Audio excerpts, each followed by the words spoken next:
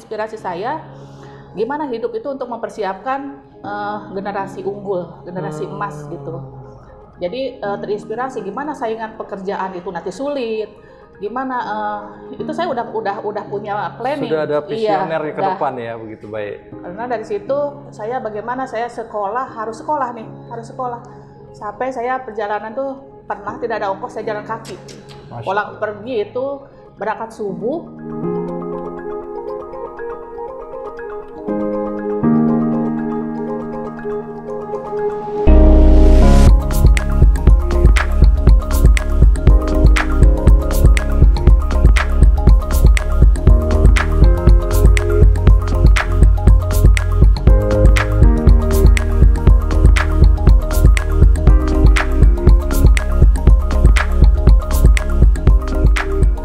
Assalamualaikum warahmatullahi wabarakatuh. Alhamdulillah para sobat Behma TV, hari ini kita kembali berjumpa dengan saya Firjun Zailani dalam program Bincang Mulia hanya di saluran kebanggaan kita semua, Behma TV, saluran cerdas menggerakkan. Baik, pada kesempatan kali ini momentum yang luar biasa karena kita kehadiran narasumber yang luar biasa. Beliau seorang tokoh inspiratif dan entrepreneur muslimah di Indonesia.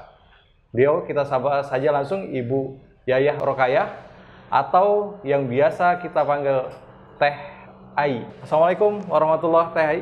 Waalaikumsalam. Apa kabarnya? Alhamdulillah. Sehat selalu ya? Alhamdulillah. Apa aktivitasnya sekarang ini? Sekarang lagi hobi bisnis kuliner.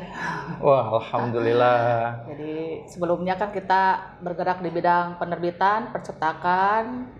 Tapi kondisi pandemi kita itu memang sedikit lagi lagi bukan menurun saja, kayak semacam buku itu, toko buku juga saya tutup ya, toko gitu. Buku ya? Iya, terus Gramedia juga nyuplai ke beberapa itu jadi mengecil kan, jadi retur juga, dan saya ada bisnis travel, My Wisata Halal. Baik. Itu juga pandemi berhenti dulu. Ya, kita istirahat dulu ya. Ya, kebetulan lagi sekarang kuliner, jadi lagi bisnis kuliner. bakso. Nah, ini justru menarik karena semua orang hobi makan.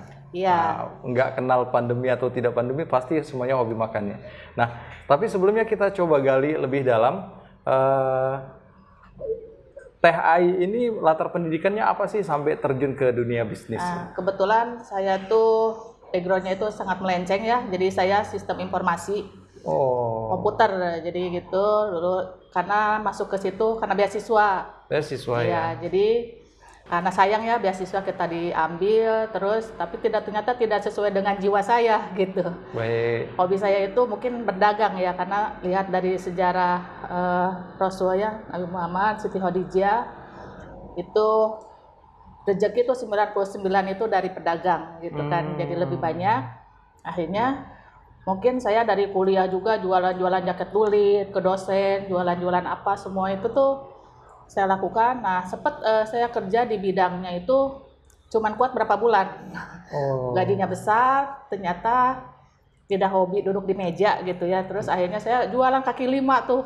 Pernah itu ya? Oh iya. Masya Allah. Jadi zaman A.A. Gim tuh ya, saya tulis juga di buku di Tolong Allah tuh ada buku juga ya, ya, ada kisahnya saya berjualan. Dulu buku-buku dan kaset-kaset zaman A.A. Gim itu. Baik. Dari situ sempet berkali lipat itu.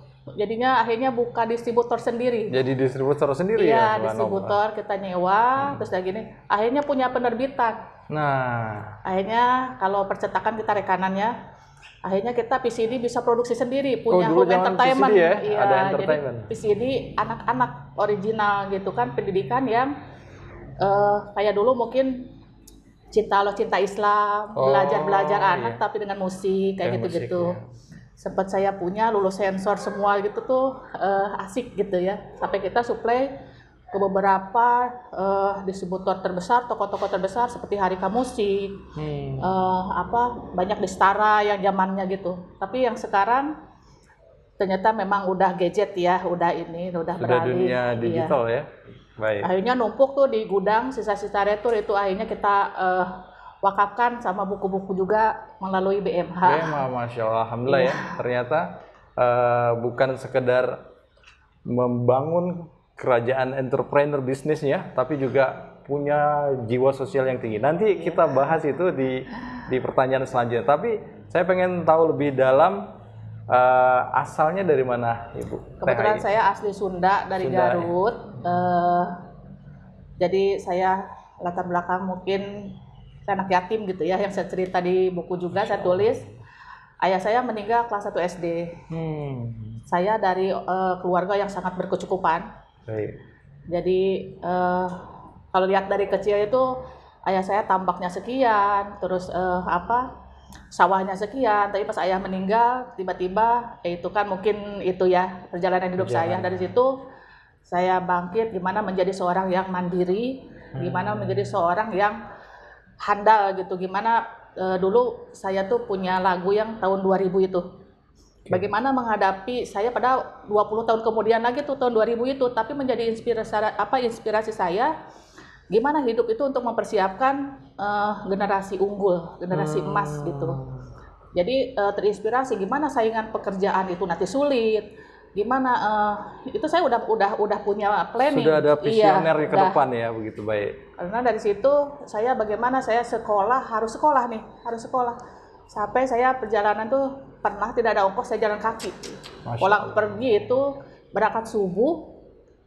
Saya kebetulan sekolah negeri juga di Madrasah Aliyah Negeri 1 Garut. Di Garut iya. Kebetulan itu berapa sekolah favorit. Jaraknya? Berapa? Naik angkot 1 kali dulu, terus harusnya angkot 2 kali. Nah 1 kalinya saya hemat, jaraknya nggak terlalu, mungkin sekitar 2 kilo 4 kilo lah. Jalan kaki itu. Jadi ya pagi-pagi pres kita jalan itu sangat indah aja. Terus orang tetangga tuh bicara di Seragam subuh-subuh kemana dulu gitu. Saya jalan kaki karena saya harus menghemat. Tadi ya. Iya, jadi setidaknya saya ada kursus komputer, kursus apa gitu kan. Menambah keahlian jadi. Iya, jadi alhamdulillah dari situ lulus dan dapat beasiswa kita di Tasikmalaya. Tasikmalaya. Iya, jadi itu sampai D3. Beasiswanya sampai D3. Suruh ngelanjut lagi dapat beasiswa S1, sayanya mau kerja dulu. Akhirnya saya melanjut S1-nya di Jakarta sambil kerja. Di Universitas Muhammad Tamrin. Iya. Di HEK Jakarta. Iya, itu di komputer, dari yang deket kos-kosan lah. Oh, baik. Kebetulan dulu saya kerja supervisor di perusahaan asing. Itu saya pulang dari Makassar, pulang dari mana, saya kuliah. Kadang saya sidang komprehensif aja lupa itu jadwal. Oh, gitu ya. Ya, yang penting dosen-dosen udah tahu lah kemampuan kita udah bekerja di sesuatu perusahaan yang asing. Perusahaan yang dulu di perusahaan orang India saya, supervisor dan anak buahnya laki-laki semua tuh. Terus sangat dimanja gitu, dibeliin motor, tapi nggak pernah kita pakai. Dari situ kita malah hobi tuh, karena kita sesuai bidangnya di bidang penjualan ya gitu. Itu agak lama kerja di situ. Dari situ udah punya pengalaman, akhirnya bisa buat sendiri. Bisa buat sendiri, jadi entrepreneur begitu ya, coba di sini. Nah, ini yang menarik dalam perjalanan hidup Ibu, apa kisah yang paling terkesan menurut Ibu? Dari segi apa nih? Dari masa kecil sampai sekarang ini yang bisa menginspirasi Sobat BMH TV. Ya, saya mungkin yang alhamdulillah kalau perjalanan ini dari kecil sampai usaha semua kita itu saya mungkin menikah dengan seseorang yang jauh tuh dari Aceh. Dari Aceh ya. Jadi, saya mungkin berdoa terus sama Allah ini tuh. Jadi saya memang pengen tuh orang yang jauh punya suami, Allah kabulkan.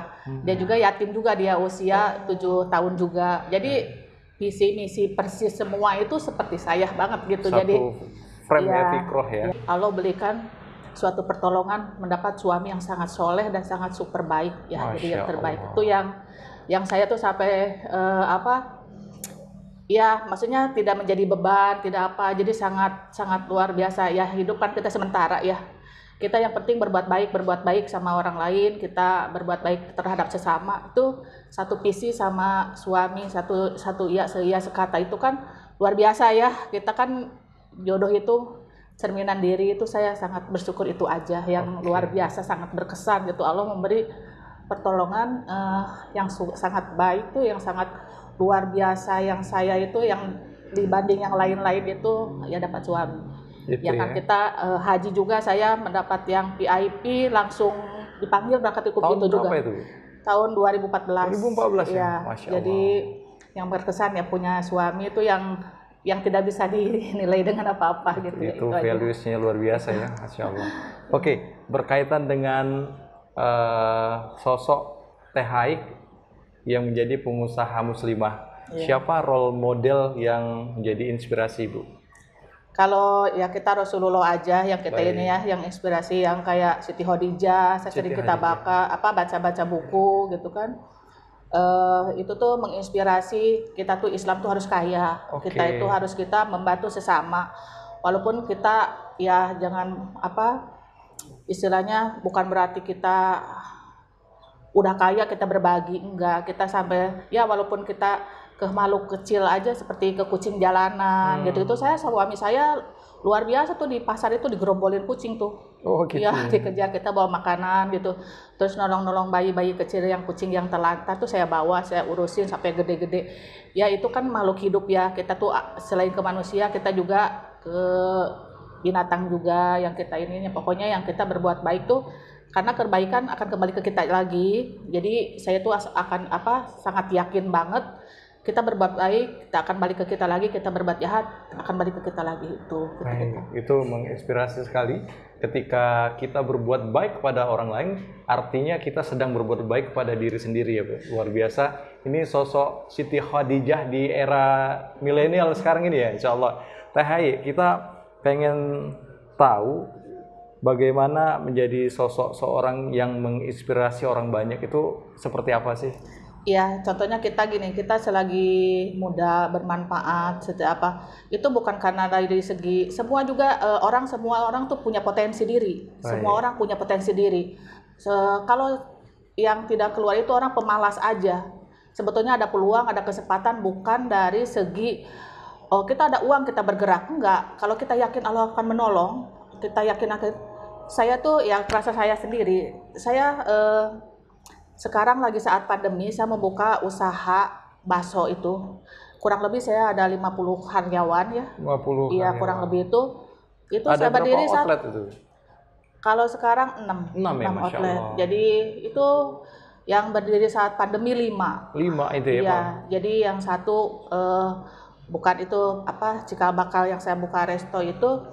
Di situ kan ada plus minus, ada yang profit, ada non profit, ada yang, tapi saya yakin membuka peluang usaha untuk mereka yang sangat membutuhkan. Wah, luar biasa itu kebahagiaan yang hakiki itu.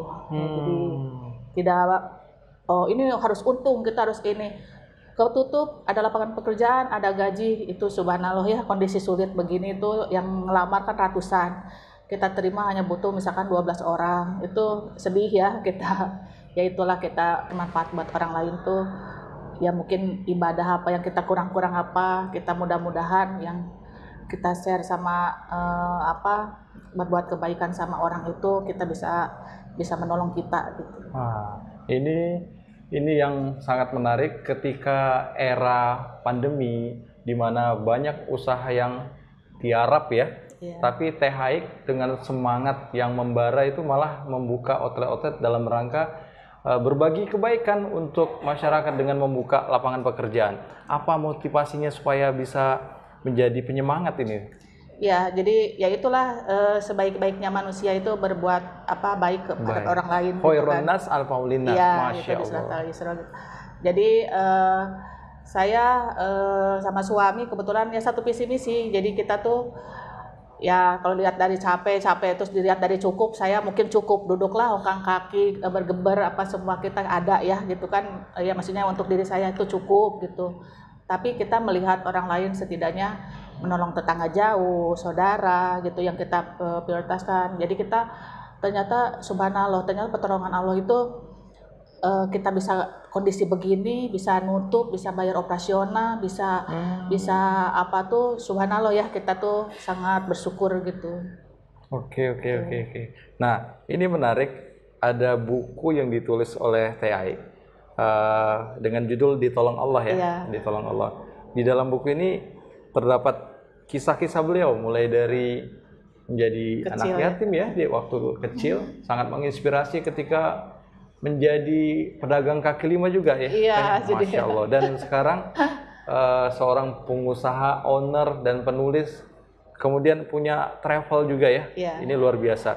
Apa resensi dari buku ini ya, bisa diceritakan? kebetulan ini nama pena saya Ismiah Rokayah di Facebook sama di IG, karena saya tuh kalau nama asli saya di situ udah punya penerbitannya, punya percetakannya. Jadi udahlah, nama saya ini saya suka Ismi itu kan saya suka ya dari zaman dulu. Rokayah nama saya dari itu, jadi Ismiah Rokayah dengan jauh-jauh. Itu juga saya padahal menulis itu cepat sekali ya. Ini ada inspirasi kita beberapa dari sekolah, dari saya kecil. Terus bagaimana pola pikir kita kayak berumah tangga, kita pola pikir kita bagaimana wira swasta, terus bagaimana kita ke luar negeri tiba-tiba banyak orang baik gitu. Itu tuh yang pertolongan Allah gitu. Saya kan hobi traveling sama suami. Keliling ya, Keliling dunia. Alhamdulillah kurang lebih udah 30 negara. 30 negara? Ya, jadi sudah hampir separuh dunia. ya hobi, bahkan ada yang kayak Korea 13 kali gitu-gitu, kayak Eropa. Ya jadi memang hobi dunia itu kan kita tuh harus pergi, orang muslim tuh kita lihat perbandingan, kita lihat negara orang. Jadi jangan terlalu primitif, sumpek gitu kan. Kalau masalah rezeki nanti ada lagi, kita ada lagi. Saya tuh berprinsip begitu. Jadi dunia itu tidak sebatas pemikiran pendek, hanya di sini kita negatif sana, negatif sini. Enggak, kita harus jadi perbandingan, dibanding gitu kan. Nah, di situ tuh saya ini banyak sekali yang orang udah membaca, membeli, terus DM, terus Ibu terima kasih, saya udah menjadi pola pikir saya jadi berubah. Menjadi gitu. baik ya. Ya, jadi atau enggak mungkin dia tadinya mungkin putus asa, bagaimana hidup mungkin anak yatim atau apa, mungkin dia terus problem rumah tangga atau apa. Ternyata saya juga gini, subhanallah ya, ada juga yang baca buku saya, terus ada yang bermanfaat, yang dia berterima kasih, itu luar biasa. Ibu ada nulis buku kedua, cuman mungkin waktunya saya sibuk kali ya. Jadi sudah ditunggu-tunggu ya edisi. Banyak juga yang membedah buku di luar daerah. Kalau dulu saya pergi, saya pergi sama suami karena kesibukan, terus karena pandemi juga, terus kesibukan dulu itu sering keluar gitu kan. Jadi agak terhenti, tapi ada beberapa yang bermanfaat dan orang DM terus ngasih ini, terus dia konsultasi kayak gitu tuh. Ya saya sesuatu hal yang ya mudah-mudahan bermanfaat gitu aja. Luar biasa sekali ya. Dari buku ini banyak yang mendapatkan ibroh, hikmah-hikmah yang diambil oleh pembacanya, bahkan sampai nanya lagi kapan nih ada edisi kedua ya. Karena mungkin kisah nyata kali ya, mungkin lain-lain tuh kan mungkin fiksi atau apa. Ini dibilang autobiografi bukan, karena saya tidak menonjolkan diri saya siapa. Saya kan bukan seseorang yang tokoh atau apa kan, enggak, atau seseorang yang artis atau seorang yang terkenal gitu, enggak. Saya hanya menulis yang ada di saya, bahwa ini saya pengen menulis, punya sesuatu yang karya gitu kan. Ya orang membaca ya ternyata kayak di Islamic Book Fair mungkin ada beli ya gitu kan. Ini semua kan hasil penjualannya juga saya sumbangkan ke BMH. Nah ini yang perlu saya dalam ini. Bukunya sudah menginspirasi orang, terus membuat orang menjadi lebih baik ke depannya. Kemudian hasil penjualannya juga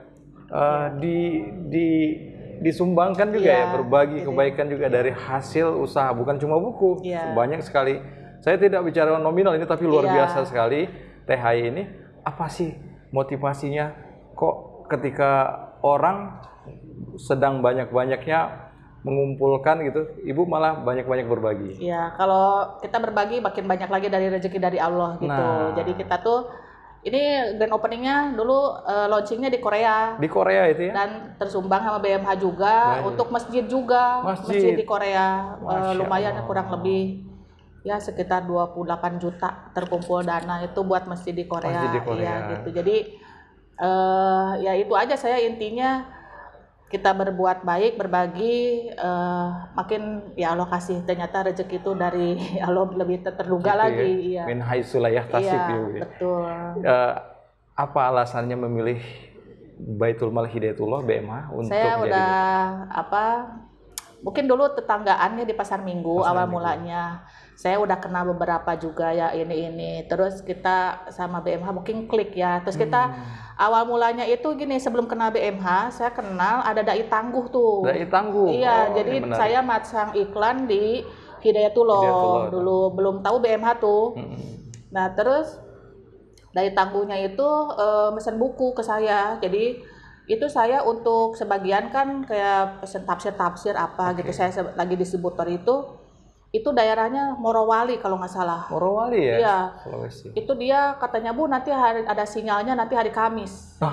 Jadi saya perjalanannya itu 120 kilo mau ke kota. Ke kota itu ya? Iya, jadi itu sampai temenan sampai sekarang gitu. Nah, saya ini dia dari Hidayatullah kontak dulu itu, saya iklan gitu kan. Terus, nah dia bilang ularnya itu masih segede-gede paha. Waduh. Ya, jadi berarti kan, wah 120 kilo mau ke kota, mau beneran seperti itu. Saya tuh banyak yang nggak kenal muka, tapi saya sistem kepercayaan.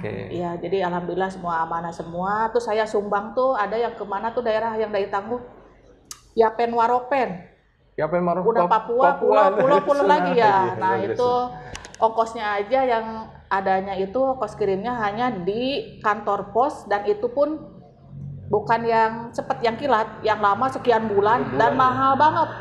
Itu jadi, nah dari situ kenal BMH. Bapak di mana? Hidayatullah. Pas saya di Pasar Minggu ada kantor BMH, saya kan terus Pak Firjunnya sempat main ya ke toko buku saya itu. Nah itu jadi saya ya udah sama itu BMH ya, sangat ya, karena saya senangnya tuh ada Dai Tangguhnya itu tuh luar biasa ya. Orang kan perjuangannya mau ke kota 120 kilo kan naik motor 120 kilo, kita kemana ya, Bandung ya lihat. Iya betul.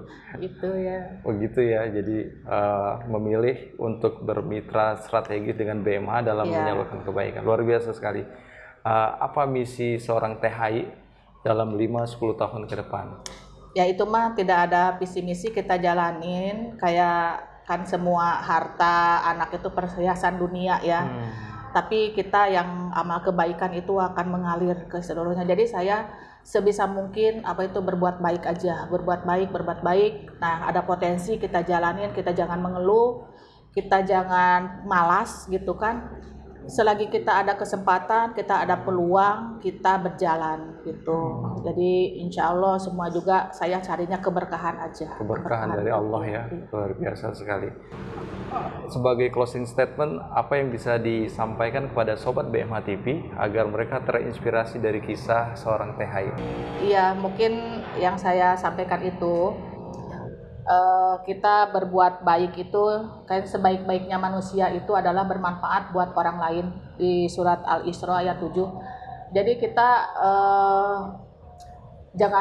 istilahnya kita jangan pelit ya, kalau ada rezeki mau dia apapun, mau siapapun, dimanapun, kita itu berbagi kebaikan itu akan kembali ke kita sendiri. Jadi insya Allah rezeki akan makin bertambah, kita akan makin berkah gitu. Dan kita itu yang saya bilang itu yang kayak harta anak itu adalah perhiasan dunia. Jadi sesungguhnya itu yang amalan dan kebaikan yang terus menerus yang akan menolong kita. Itu yang saya sama suami berprinsip ya. Jadi kita tuh ya jangan ada orang atau ada apanya kita baik atau pengen apa enggak. Jadi kita ya berjalan begitu aja, mengalir aja. Ternyata kita berbuat baiknya di mana, ditolong Allahnya itu di mana gitu. Jadi saya menulis buku Tolong Allah ini, saya merasakan bahwa pertolongan Allah itu ada di mana-mana sesuai dengan kita sendiri gitu. Jadi dan kita juga hati-hati yang kayak kita berbuat harta melimpah banyak, segala macam banyak, tapi kita tidak pernah diuji. Semua itu kan kita juga istirojah, kita hati-hati juga gitu. Tapi yang saya juga ujian bukan tidak sedikit ya, kita juga ujian saya sangat banyak, saya tulis di buku Ditolong Allah itu. Tapi bagaimana kita cara menghadapi, kita bagaimana cara mensikapi semua itu saya tulis di sini. Jadi sehingga yaitu ada orang yang pola pikirnya tadinya mungkin frustasi atau putus asa atau apa, akhirnya dia menjadi seorang yang mandiri dan handal. Mungkin itu aja lah yang saya ingin. Baik, luar biasa sekali ini Sobat BMH TV. Barusan kita menyimak langsung dengan narasumber seorang sosok Siti Khadijah di era saat ini ya. Beliau sudah menjelajah hingga ke 30 negara Kurang lebih. dari asal Garut ya. Iya. Dari asal Indonesia asli, juga seorang entrepreneur, owner dari beberapa kuliner dan usaha-usaha. Dan satu poin penting dari beliau, hasil usahanya itu untuk menolong sesama. Ketika kita menolong orang banyak, maka insya Allah Allah akan menolong kita. Man jadda wajada. Masya Allah. Ini luar biasa sekali Teh Haik. Iya. Inspirasi dari seorang Teh Haik yang sangat berenergi dan menginspirasi banyak orang tentunya ya. Semoganya ke depan semakin barokah, semakin Amin. sukses insya Allah di dunia dan akhirat. Amin. Demikianlah perbincangan kita dengan narasumber yang luar biasa pada hari ini. Insya Allah kita akan ketemu lagi di sesi Bincang Mulia selanjutnya dengan narasumber yang tentunya orang-orang hebat dan menginspirasi. Saya Firjun Zailani dan Teh Haik pamit undur diri. Terima kasih. Assalamualaikum warahmatullahi wabarakatuh.